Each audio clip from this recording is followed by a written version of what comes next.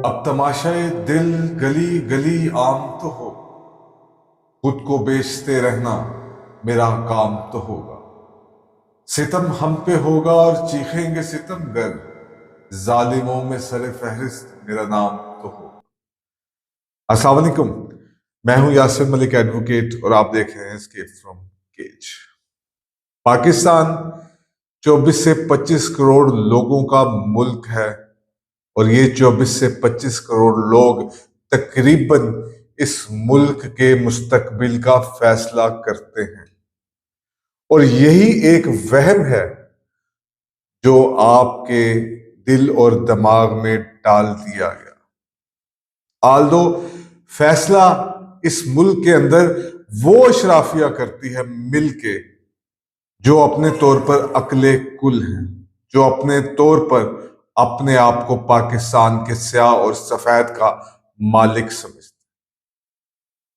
पाकिस्तान की जुडिशरी हो, पाकिस्तान की ब्यूरोक्रेसी हो, पाकिस्तान का निजाम हो, आज नंगा होकर अवाम के दरमियान खड़ा है और अवाम के दरमियान है एक मैच इस निजाम के खिलाफ, जिसका नतीजा निकलेगा 8 फरवरी 2024 में मुबैना तौर पर। अभी मैं उस मुल्क में हूं जहां पे असेंबली डिसॉल्व होने के 2 माह के बाद इलेक्शन करवाए जाने थे। अगर वजीर आजम असेंबली को डिसॉल्व करता है तो 3 माह के अंदर अंदर इलेक्शन कमीशन ने इलेक्शन करवाने थे। सुप्रीम कोर्ट के ऑर्डर्स के बावजूद वो इलेक्शन 8 फरवरी 2024 तक आ चुके हैं, लेकिन अभी भी एक अबहाम पाया जाता है कि ये इलेक्शन होंगे या नहीं होंगे। मैं एक आम आदमी के तौर पर हमेशा इस बात पर इत्तफा करता हूं कि पाकिस्तान में तो ऐसा ही होता आया है, पाकिस्तान में ऐसा ही होता होगा। पाकिस्तान का मेन स्ट्रीम मीडिया, वो मेन स्ट्रीम मीडिया जिन्होंने किसी न किसी हद तक पाकिस्तान के अवाम में शऊर को बेदार करने में अपना एक किरदार अदा किया है, लेकिन आज वो भी एक अंडर प्रेशर नजर आता है। और पाकिस्तान के जितने माफियाज हैं, पाकिस्तान के जितने ताकतवर हैं, पाकिस्तान के वो लोग जो सिस्टम के बेनिफिशरीज हैं, उनको सोशल मीडिया एक आंख नहीं बात। और भाई भी क्यों, उनको क्यों सोशल मीडिया एक आंख बाए?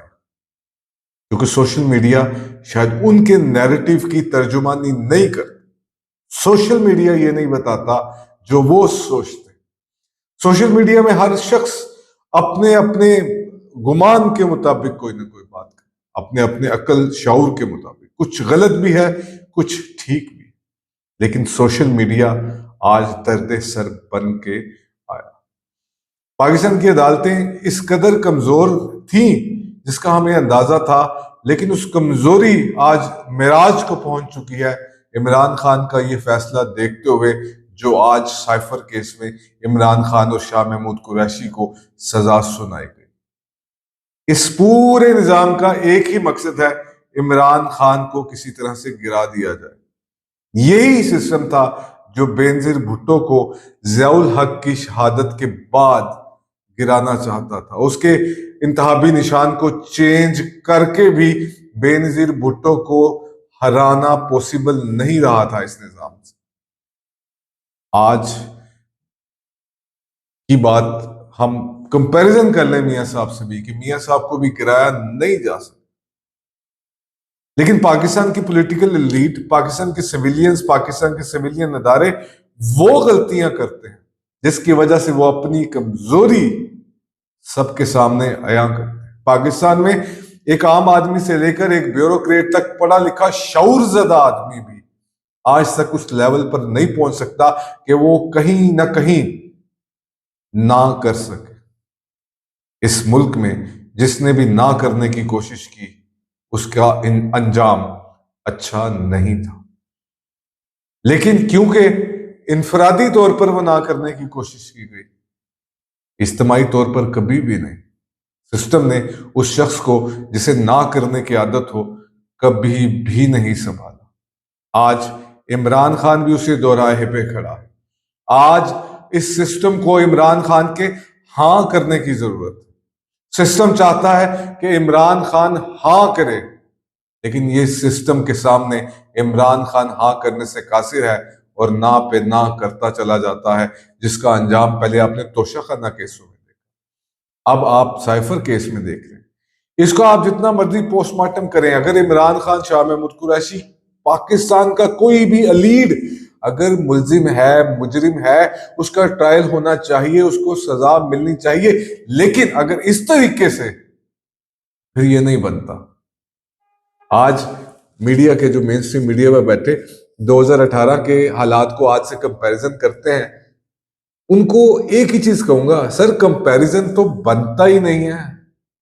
ये मैं अपनी जिंदगी में जितनी भी मैंने गुजारी, आज पहली दफा देखता हूं किसी सियासी जो पार्टी है उसके पॉलिटिकल वर्कर्स और लीडर्स के साथ ये सब कुछ हो रहा है।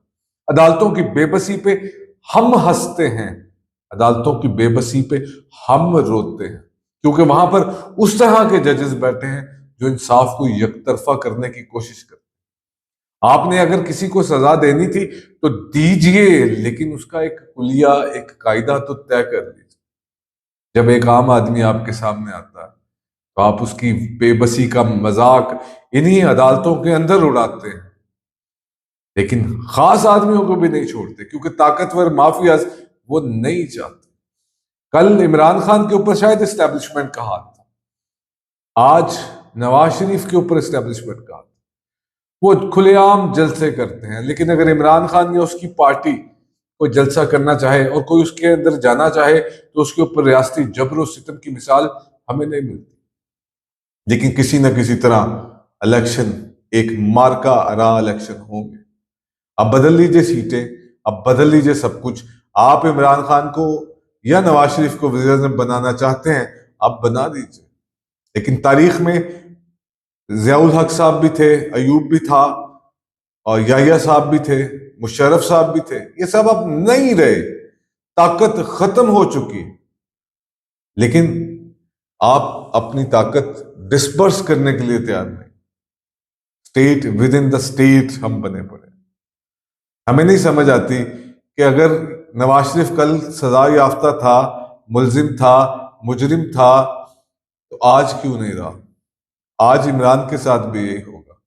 कल को इसको छोड़ दिया जाएगा जब नवाज शरीफ के साथ मामला खराब होंगे। इसीलिए कहता हूं, ये नंगा निजाम इमरान और ये सारा निजाम अवाम के दरमियान है। अब अवाम पे है कि वो उसको ठोकर मारती है, अवाम पे है वो उसको सर पे चढ़ा लेती है। और अदालती तारीख का ये 10 साल की सजा एक अजीब तमाशा था। 18 गवाहों पर एक दिन के अंदर जरा मुकम्मल कर ली गई। इमरान खान के वकला की तरफ से टाइम मांगा गया, लेकिन ना जाने पाकिस्तान के अंदर कौन सा ऐसा ताकतवर है जो रातों रात ये सजा देना चाहता था, जिसकी एमा पर ये सब कुछ हुआ है। यहां सैकड़ों, हजारों, लाखों केसेस इल्तवा का शिकार है। शायद यही कुछ मियां साहबान के साथ हुआ था। शायद आज तारीख अपने आप को फिर से दोहराएगी। हाईकोर्ट से जाकर यह फैसला खत्म भी हो जाएगा, लेकिन उन 200 एफआईआर का क्या करेंगे? और अगर आप इन छोटी छोटी हरकतों पर आ गए हैं तो यकीनन आपकी ताकत खत्म होती नजर आ रही है। तारीख का यही असूल रहा, एक खास हद से जाकर नीचे की तरफ चीजें आना शुरू होती हैं। कहीं ना कहीं निजाम बदलता है और कहीं ना कहीं ये सब कुछ होता है।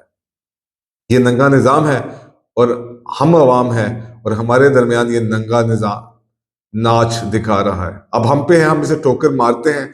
हम पे है कि हम 8 फरवरी को वोट डालने के लिए निकलते हैं, और इतनी बड़ी तादाद में निकलते हैं कि धांधली करना पॉसिबल भी ना रहे। वो जो मीडिया के, मेन स्ट्रीम मीडिया के बैठे लोग हैं जो मायूसी फैला रहे हैं, जो इलेक्शन के रिजल्ट इलेक्शन से पहले बता रहे हैं, इन्होंने ज़मीनी इंतखाबात के अंदर भी यही रिजल्ट बताए थे, लेकिन ऐसा हो नहीं सका। अल्लाह की तकदीर है, अल्लाह की कुदरत है।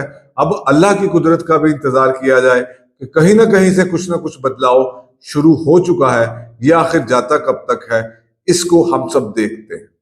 आप भी इस निज़ाम पे इन्ना लिल्लाहि व इन्ना इलैहि राजिऊन पढ़ लीजिए, क्योंकि ये निज़ाम अब फोत हो चुका है।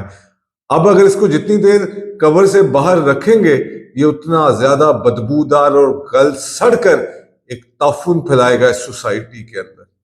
यहां तक ये निजाम आ चुका। अब हम पे है, हम इस निजाम को कब दफनाते हैं। लेकिन अपनी अपनी लीगल एम्बिट के अंदर रहते रहते हमें ये काम करना है। हमें सबसे पहला 8 फरवरी का मार्का है, जिसके अंदर वोट डालने के लिए जाना है, और इतनी तादाद में जाना है कि कोई कुछ ना कर सके। अवाम को अपने फैसले अपने हाथों में लेने होंगे, और ये अवाम के पास एक बहुत बड़ा दिन है। अगर कहीं से भी ये आया कि आप ज्यादा तादाद में निकलेंगे, तो ये इलेक्शन आगे करने की भी कोशिश की जाएगी। अब ये आप पे है, आपके प्रेशर पे है। आपके प्रेशर से अभी तक बहुत कुछ रुका हुआ, नहीं तो बहुत कुछ हो चुका होता। इसको सोचिएगा जरूर, सिर्फ वोट के लिए निकलिएगा, आवाज बुलंद कीजिएगा, अपने हकूक मानिएगा, अपने फैसले अपने हाथ में लीजिएगा, चंद ताकतवर माफियाज के हाथों से बाहर निकालिए, अपनी वोट की ताकत को इस्तेमाल करिए। अल्लाह हाफिज।